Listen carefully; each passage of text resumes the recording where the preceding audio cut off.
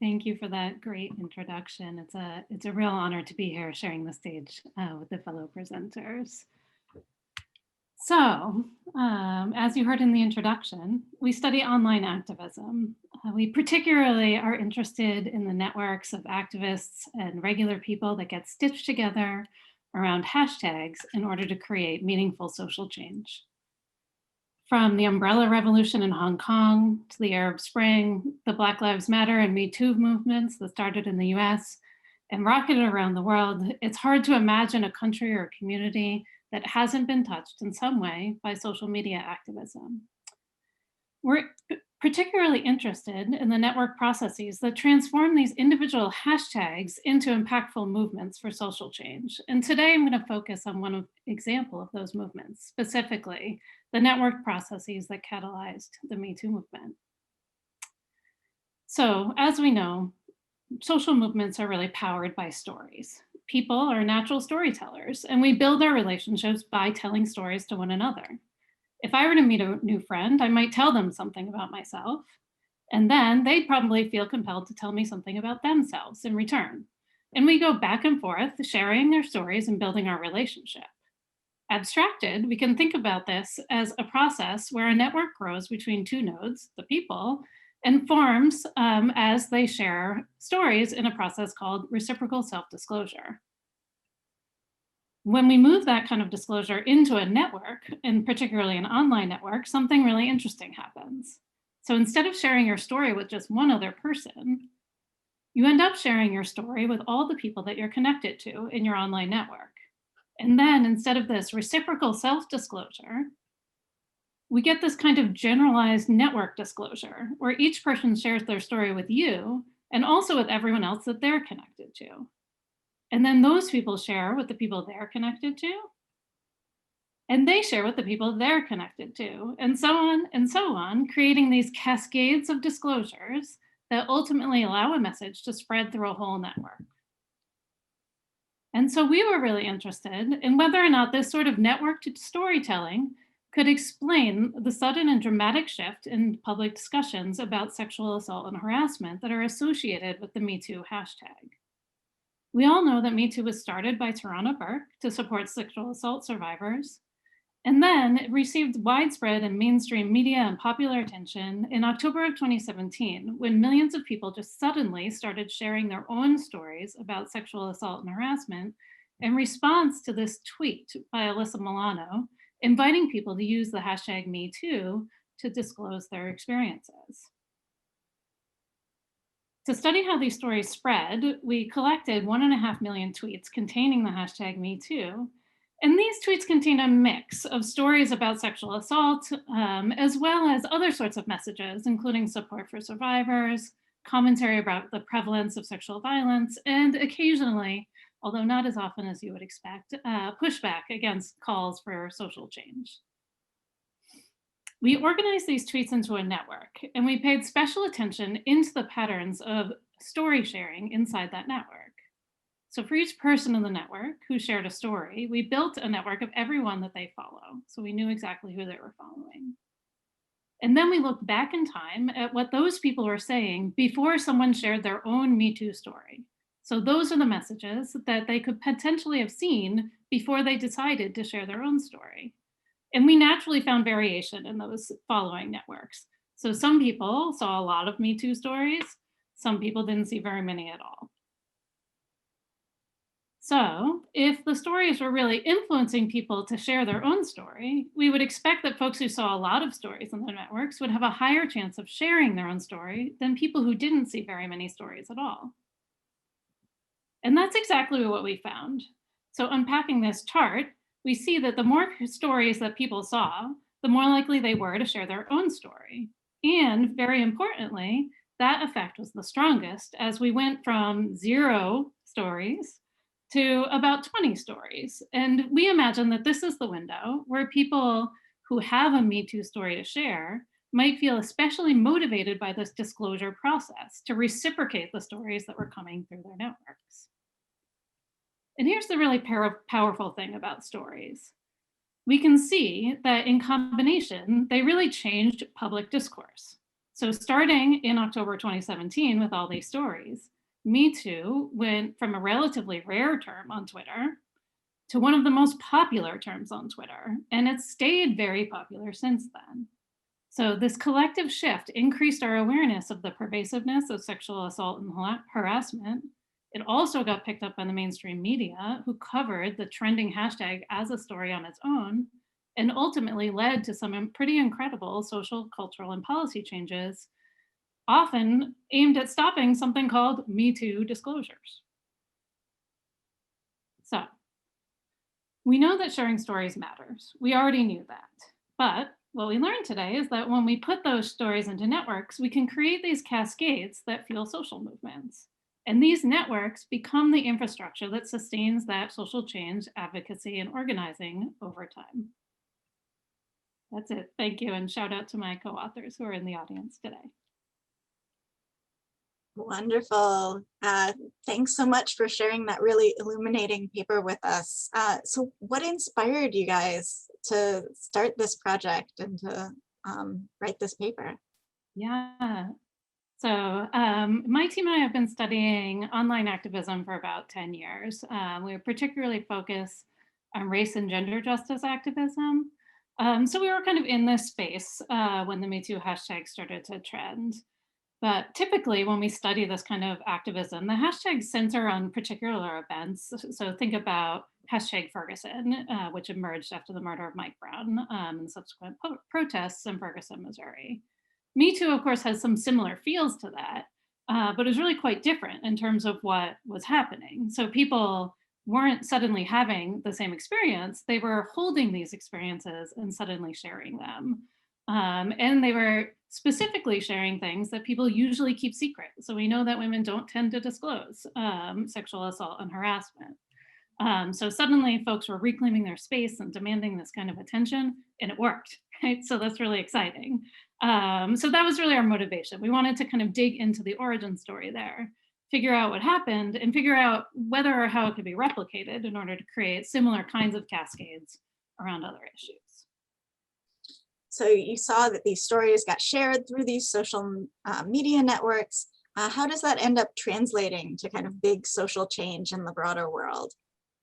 Yeah, I love this question because it gets at this kind of hidden tension in all of our research. So we really focused on Twitter for a number of reasons, but we know that Twitter only has about 20% of US Americans use Twitter, right? So it doesn't have the biggest audience in the United States or anywhere else in the world for that matter.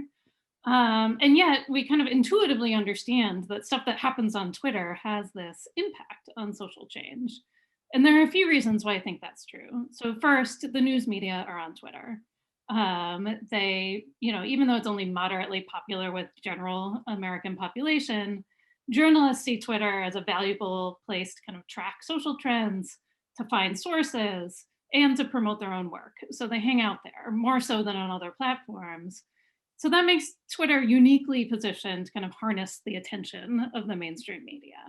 And we know that if something trends on Twitter, it often gets covered on the news, and particularly on television news and cable television news, where the vast, vast majority of Americans still get their information. So we get this kind of proxy effect. So another reason we think this works is that politicians are on Twitter. So for similar kinds of reasons, politicians need to engage with constituents, and it's kind of a low cost, low friction way to do that. And last, and sort of a combination related to those ideas, there's this norm to follow and interact with people you don't know on Twitter. So that's not true on all social media platforms. But as a result, we get to engage in these relatively more diverse networks on Twitter, and we can be exposed to ideas that might not come to us through other kinds of media. So in terms of the ability to change people's opinion, I think we're more likely to find new audiences on Twitter than on some other platforms where the tendency is to just to hang out with our friends. It's really interesting and leads nicely into the next question, which is, what are some things that we, the audience, should watch out for as we try and build social media strategies for the types of campaigns we're working on? Yeah, it's a good question. So first and most obvious, I think, is to have a presence in these places and to have an interesting presence. So for a network to grow in these places, you need to be putting out material and engaging with people. that might be interested in your material. But I think one of the less obvious things here is that you can be realistic and sort of small in scale on these things. So I think there's this idea that you have to harness the attention of influencers. And actually, here we see the power of a celebrity. So I don't want to discount celebrity power. But in a lot of the networks we study, there are no mainstream celebrities. There are no, million follower accounts that are engaging. The people who really help these things get attention are local politicians, kind of local and regional celebrities. So in that Ferguson case, we saw Tef Poe playing a really important role. He's a kind of regional Midwestern hip hop artist. And so focusing on these little corners of your networks where you might make connections with locally influential people who understand your issues and connect with other people who might be affected turns out to be a much more strategic use of your time rather than trying to harness the attention of Beyonce or Oprah. So in your research, how do you find that these counter-narrative spaces emerge, and how do they replace the more dominant narratives? The short answer to your question is that it's almost always networks of regular people sharing their experiences. So we almost never have, big mainstream celebrities catalyzing these networks. But the truth is that a lot of these social justice issues, they're not new, right? So people have been working on this stuff for decades or even centuries.